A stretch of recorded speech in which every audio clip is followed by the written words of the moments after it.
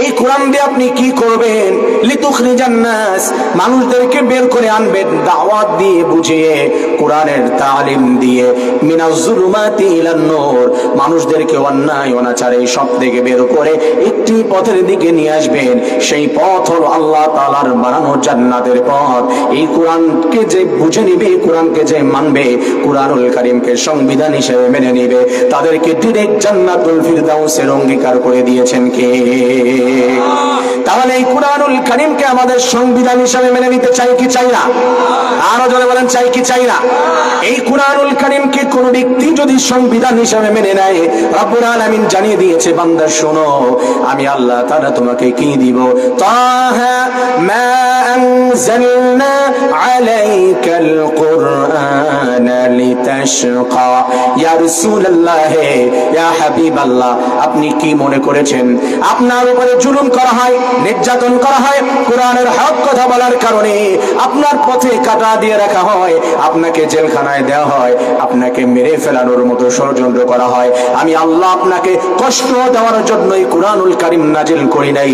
এই কোরআনের রাজ যদি কায়েম করে দেওয়া হয়, এই কোরআনুল কারীম যদি সংসদের ভিতরে বাস্তবায়ন করে দেওয়া হয়, আমি রব্বুল আলামিন ঘোষণা দিয়ে দিলাম, তাহলে ওই দেশ, ওই সমাজ, ওই রাষ্ট্র, ওই জাতিকে পরিপূর্ণভাবে সফলকামী বানিয়ে দিবেন কে? তাহলে সেই কোরআনুল কারীমকে আমাদের সংবিধান হিসেবে মেনে নিতে চাই কি চাই না? আরো জোরে বলেন, চাই কি চাই না? আবার প্রিয় ভাইয়ারা, আমরা কি কোরআনুল কারীমটাকে বুঝি? ভালো মতো বুঝি। এইখানে সেই কুদালিয়া গ্রাম, যেখানে একটি ঘর খুঁজে পাওয়া যাবে না, যে ঘরের ভিতরে মাদ্রাসার ছাত্র নেই, প্রত্যেক ঘরের মধ্যে আছে, সেখানেও যদি আমি একটা ছোট্ট একটা জিজ্ঞাসাবাদ করি, লজ্জা করার জন্য নয়, ক্যামেরা যা আছে আমার দিকে, আপনাদের দিকে কোনো ক্যামেরা নেই, সারা বিশ্ব দেখবে না, কোরআনুল কারীম সহি শুদ্ধভাবে হাফেজকে, আমাকে বা যারা হাফেজ আছে এদেরকে শোনাতে পারবেন, ভুল হবে না, এরকম শুদ্ধভাবে কোরআন পড়তে পারেন কে কে?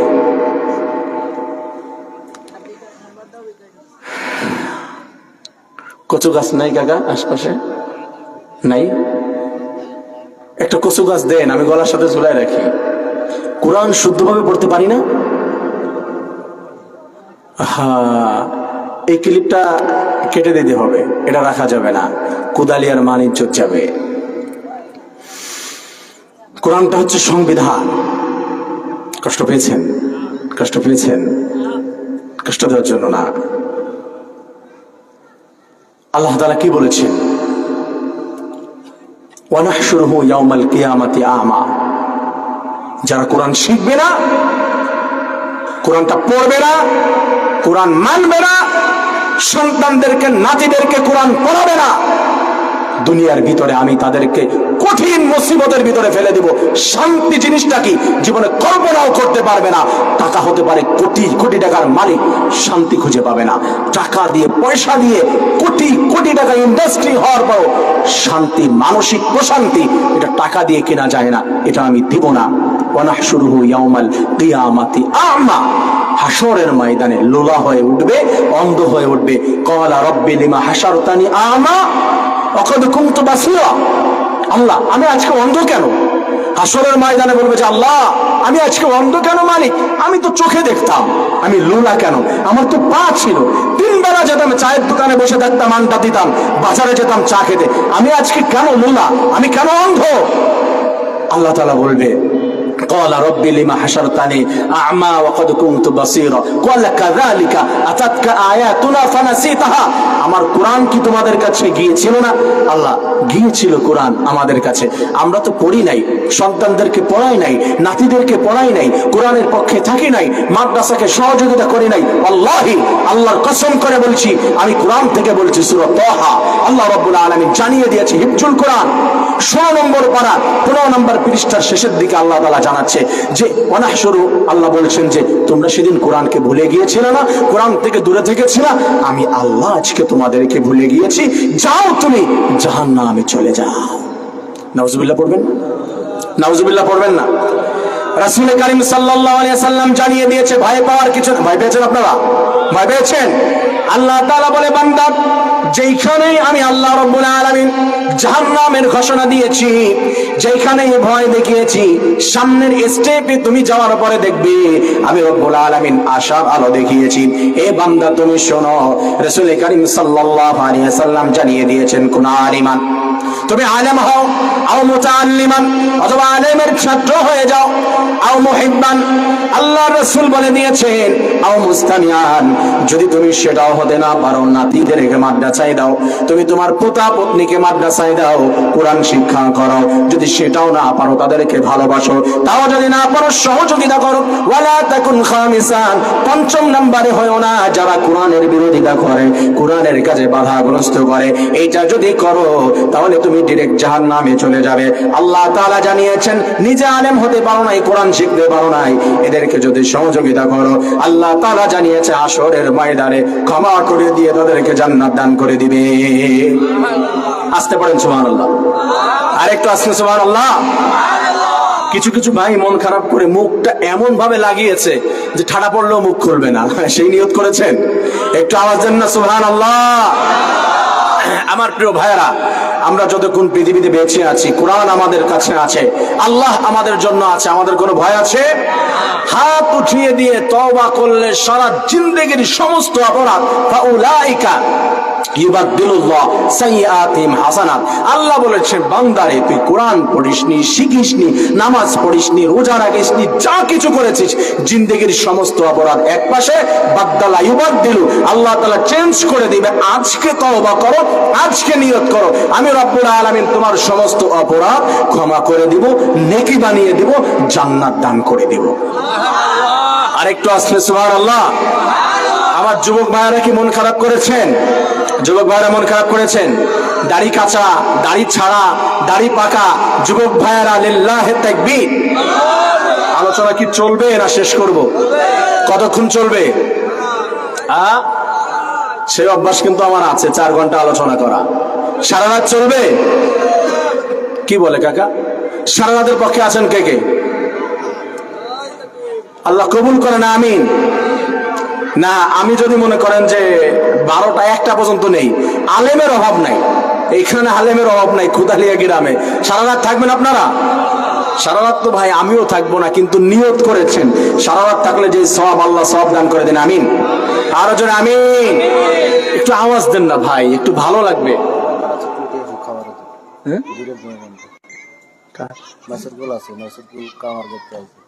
ও আচ্ছা, এমনিতে বলেন। প্রিয় ভাইরা, আসুন, কষ্ট হচ্ছে আপনাদের?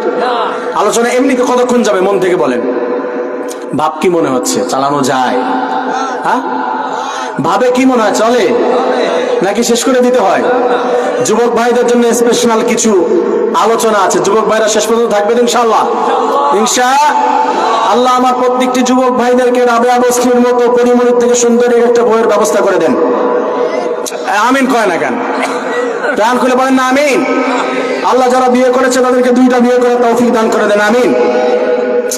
এটা আওয়াজ দেয় না কেন? আল্লাহ বলছেন, ফানকিহু মা তাবা লাকুম মিনান নিসাই মাতনা ওয়া সুলাসা ওয়া রুবা। 2টা 3টা 4টা বিবাহ করার ব্যাপারে এই আল্লাহ রাব্বুল আলামিন বিধান রেখে দিয়েছে। তা যাদের অ্যাবিলিটি আছে তারা করতে পারবেন ইনশাআল্লাহ। ইনশাআল্লাহ কবুল করেন, আমিন। আমার প্রিয় ভাইরা, আল্লাহ রাব্বুল আলামিন আমাদেরকে কুরআনুল কারীম দান করে দিয়েছে। এই কুরআন সম্পর্কে একটু পরিচয় হয়তো এইভাবে আপনি আগে শোনেন নাই, আমি একটু আপনাদের সামনে কুরআনের পরিচয় তুলে ধরতে চাচ্ছি, আপনারা শুনবেন ইনশাআল্লাহ। আচ্ছা, মনে করেন, খুব খেয়াল করবেন, খুবই গুরুত্বপূর্ণ। আপনারা সংখ্যায় আছেন আলহামদুলিল্লাহ, ভালোই আছেন, কিন্তু আমার জুমার আলোচনায় যেই মুসল্লি হয় তার মনে হয় কত ভাগ বলবো, প্রায় 50 ভাগের 1 ভাগ নাই, বহুত মুসল্লি হয়। তো এখানে সংখ্যায় কম আছেন। আমরা সংখ্যায় কম না বেশি এটা ডাজন্ট ম্যাটার, এটা কোনো ব্যাপার না। আমরা সংখ্যায় যদি মাত্র 10 জন হই, যদি স্লোগান দিতে পারি, যদি এখান থেকে শুরু করে দেই, তাহলে কোটি কোটি হইলেও আমাদেরকে বিজয়ী দান করবেন কে? এইখান থেকে যদি আজকে একজনও হিদায়াত হয়, তাহলে আজকের মাহফিলকে সফল হিসেবে কবুল করে নেবেন কে? আল্লাহ কবুল করুন, আমিন। কুরআনুল কারীমের পরিচয়। একটা নতুন লোক এসেছে আপনাদের কুদালিয়াতে, দেখতে লম্বা হচ্ছে 10 ফিট এবং গায়ের কালার হচ্ছে একবারে লাল, এই লোকটা এসেছে না, হলুদ কালারের একটা লোক, 10 ফিট লম্বা, মাথায় কোনো চুল নাই, মানে অন্য রকমের দেখতে। আপনাদের হঠাৎ করে মনে হবে না যে কে, কোথা থেকে আসলো, কি এ ভাই আপনার নাম কি, কোথা থেকে আসছেন, কি উদ্দেশ্য, আপনাকে তো কোনোদিন দেখি নাই, আপনার পরিচয়টা প্লিজ আমাদের কাছে দেন। এরকম আমাদের জানতে ইচ্ছা হবে না? কথা বলে না, হ্যাঁ হবে। এই কোরআনুল কারীম এরকম ভাবে নতুন এসেছিল, যা কেউ জানতো না, কেউ বুঝতো না, সবাই অস্বীকার করেছিল। ম্যাক্সিমামের কথা বলছি। এই কোরআনুল কারীমের পরিচয় তুলে ধরা হলো। আমরা ওই ব্যক্তিটাকে এক পাশে রাখলাম যে ভাই আপনার নাম কি, বাড়ি কোথায়, কি উদ্দেশ্য আপনার, আপনার মাতৃভাষা কি, আপনার বডিগার্ড কে, কি জন্য আসছেন, কবে আসছেন, কখন, কি অবস্থায়। এভাবে যদি আমরা কোরআনকে প্রশ্ন করি, কোরআন বলতে পারবে কি পারবে না? কথা বলেন, পারবে কি পারবে না? আমার সম্মানিত বাগেরহাটের মুসলিম ভাইয়ারা, কোরআনুল কারীমকে আমরা প্রশ্ন করব, কোরআন তোমার নাম কি? দেখুন কোরআনুল কারীম বলতে পারে কিনা। আল্লাহ রাব্বুল আলামিন কোরআনুল কারীমের ভিতরে প্রত্যেকটি বিষয় পরিপূর্ণভাবে দিয়ে দিয়েছেন। আল্লাহ বলেছেন ওয়া নাযালনা আলাইকাল কিতাবা তিবয়ানাল লিকুল্লি শাই। আমি রাব্বুল আলামিন নবী হে আপনার উপরে যে কিতাব দিয়েছি, ওয়া নাযালনা আপনার উপরে নাজিল করেছি আমি, আলাইকাল কিতাব তিবয়ানাল লিকুল্লি শাই, যে কিতাবের ভিতরে সবকিছু রয়েছে, যেই কিতাবের মধ্যে সমাজনীতি রয়েছে, অর্থনীতি রয়েছে, শিক্ষানীতি রয়েছে, রাজনীতি রয়েছে, সবকিছু আমি আল্লাহ তাআলা কোরআনুল কারীমের ভিতরে তুলে ধরেছি। সেই কোরআনকে তোমরা নাম জিজ্ঞাসা করেছো, কোরআনুল কারীমের ভিতরে কোরআনুল কারীমের নাম আছে না নাই? আল্লাহ তাআলা বলছেন সূরা বুরুজের দিকে যদি লক্ষ্য করি, আল্লাহ বলছেন আমি কোরআনুল কারীমের নাম সূরা বুরুজের ভিতরে সুন্দর করে রেখে দিয়েছি বান্দা। তোমরা হয়তো অনেকে জানো, আবার অনেকে জানো না। সূরা বুরুজ যদি আমরা খুলি, রব্বুল আলামিন আমাদেরকে চমৎকার করে জানিয়ে দিয়েছে। আল্লাহ তাআলা জানিয়ে দিচ্ছেন যে আমি আল্লাহ রব্বুল আলামিন কোরআনের নাম রেখে দিয়েছি বাল হুয়া কুরআনুম মাজিদ। আমি আল্লাহ রাব্বুল আলামিন এই কিতাবের যেই নাম রেখে দিয়েছি, সেই বেসিক এটার নাম হলো আল কুরআন। কথা কা কোরআনের নাম কি? কোরআনের নাম কেন কোরআনুল কারীম রাখা হলো? এই কোরআনের আরো অনেকগুলি নাম রয়েছে। এই কোরআনের নাম আছে জিকির, এই কোরআনের নাম আছে ফুরকান, এই কোরআনের নাম আছে কিতাব, এই কোরআনের নাম আছে হুদা। এই কোরআনের অনেকগুলি নামের মধ্যে কোরআনুল কারীম নাম কেন রাখা হলো? আমরা কেন কোরআন বলে ডাকি? কারণ হলো কোরআন শব্দের অর্থ হলো অধিক পঠিত। এই পৃথিবীর মধ্যে এমন কোনো কিতাব নাই, এমন কোনো বই নাই যেই বইটি 24টি ঘন্টা পড়া হয়। আমার আল্লাহ রাব্বুল আলামিনের কোরআন 24টি ঘন্টা তেলাওয়াত হয় কি হয় না? এই যে এখানে অন্তত আমি 1 ঘন্টা আলোচনা করলে আমি কমপক্ষে 30টি আয়াত তেলাওয়াত করব। এরকম সারা বাংলাদেশে সব জায়গায় কম বেশি মাহফিল হচ্ছে, আর আমাদের হেফজখানার ভিতরে তেলাওয়াত করা হয়। এরকম সারা বিশ্বের মধ্যে কোরআনুল কারীম এরকম তেলাওয়াত করা হয়। তার জন্য এটার নাম রাখা হয়েছে আল কোরআন, অধিক পঠিত। এই পৃথিবীর অন্য কোনো ধর্মীয় গ্রন্থ এমন করে তেলাওয়াত করা হয় না। রব্বুল আলামিন জানিয়ে দিচ্ছেন, সরাসরি যদিও হাদিসের ভিতরে আসে নাই, ব্যাখ্যা করে এটাই বলা হয়। আপনারা বলুন তো, আমরা যে আসমান আমাদের উপরে দেখতে পাই, এই আসমানের পিলার আছে নাকি? আসমানের পিলার আছে? আসমানের একটি পিলার রয়েছে। এই আসমানের পিলার, আসমানটা সেদিন ধসে পড়বে, আসমানটা সেদিন পড়ে যাবে। ইদা সামাউন শাক্কাত, এই আসমান সেদিন ফেটে যাবে, আসমান সেদিন ধ্বংস হয়ে যাবে। যেদিন কোরআনুল কারীমের তিলাওয়াত থাকবে না, এই কোরআনুল কারীমের তিলাওয়াত যতক্ষণ হয় ততক্ষণ এই আসমানটা উপরে দাঁড় করিয়ে রেখেছেন কে? তার জন্য এটার নাম হলো কোরআন। আমার প্রিয় ভাইয়ারা, ওই যে অপরিচিত অপরিচিত মানুষকে যেমন করে আমরা জিজ্ঞাসা করি ভাই আপনার বাড়ি কোথায়, তেমন করে কোরআনুল কারীমকে যদি জিজ্ঞাসা করি কোরআন তোমার বাড়ি কোথায়, কোরআন বলতে পারবে কি পারবে না? কোরআনের বাড়ি কোথায়? কোথায় কোরআনের বাড়ি? কোথায়? সৌদি আরব। কোরআনের বাড়ি কোথায়? মিশর। কোরআনের বাড়ি বাংলাদেশ। আল্লাহ তাআলা জানিয়ে দিয়েছেন, আমার সঙ্গে সবাই পড়েন, ফি লাওহিম মাহফুজ।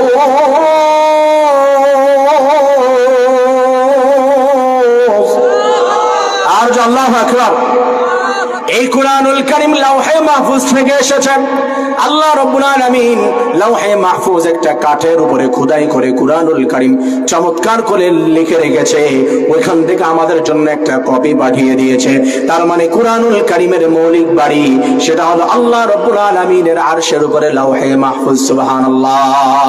আমার প্রিয় ভাইয়ারা, এই কুরআনুল কারীমকে যতগুলি প্রশ্ন করব, কোরআনকে যদি বলি কোরআন তুমি এই পৃথিবীর মধ্যে কার মাধ্যমে এসেছো, তুমি কি বাছাই করে এসেছো নাকি এয়ারলাইন্সে এসেছো, কেমন করে তোমার আসার মাধ্যম নাকি নৌপথে এসেছো, কুরআনুল কারীম জানিয়ে দিবে নাযালা বিহির রূহুল আমিন। আল্লাহ রাব্বুল আলামিন জানিয়েছে হযরতের রূহুল আমিন জিবরিলের মাধ্যমে কুরআনুল কারীমকে নাজিল করেছেন কে? কোরআনকে যদি প্রশ্ন করি, কোরআন এই পৃথিবীর মধ্যে তুমি এসেছো, এই যে আমাদের অনেক উলামায়ে কিরামগণকেও আল্লামা মামুনুল হক সাহেবকেও গানম্যান দেওয়া হয়েছে, তার পাশে বডিগার্ড দাঁড়িয়ে থাকবে, এনসিপির নেতাদেরকে দেওয়া হয়েছে। কারণ যেমন করে আমার এক একটা কলিজার টুকরো যুবক ভাই দুদিন পর পর দুনিয়ার থেকে বিদায় নিয়ে যাচ্ছে, যারা হক কথা বলে কয়েকদিন পরে এমন যদি চলতে থাকে, আমার দেশে হক কথা বলার মতো কোনো আলেম বা কোনো যুবক খুঁজে পাওয়া যাবে না, ঠিক কিনা? তার জন্য গানম্যান তাদের দেওয়া হয়েছে। কুরআনুল কারীমকে বলবো, কোরআন তোমার গানম্যানকে, তুমি এই পৃথিবীর মধ্যে এসেছো, তোমাকে যদি কেউ মেরে ফেলে, যদি পুড়িয়ে ফেলে, তোমাকে যদি কেউ হত্যা করে ফেলে, শেষ করে ফেলে, কেমন করে তুমি এটা রক্ষা করবে, নিজেকে নিজে সেভ করতে পারবে কিনা? রব্বুল আলামিন জানিয়ে দিয়েছেন ইন্না নাহনু নাযালনা যিকরা ওয়া ইন্না লাহু লাহাফিজুন। আল্লাহ তাআলা বলেছেন we send the Quran down and we will be its guardian। এই কুরআনুল কারীম নাজিল করেছি আমি আল্লাহ, আর এই কুরআনুল কারীমকে সেভ করার দায়িত্ব কেবলমাত্র শুধুমাত্র একজন নিয়েছেন, তার নাম কি? আর যদি তার নাম কি? এই কোরআনকে নষ্ট করতে যদি চাওয়া হয় তাহলে সেভ করবেন কে? আর জোরে কে?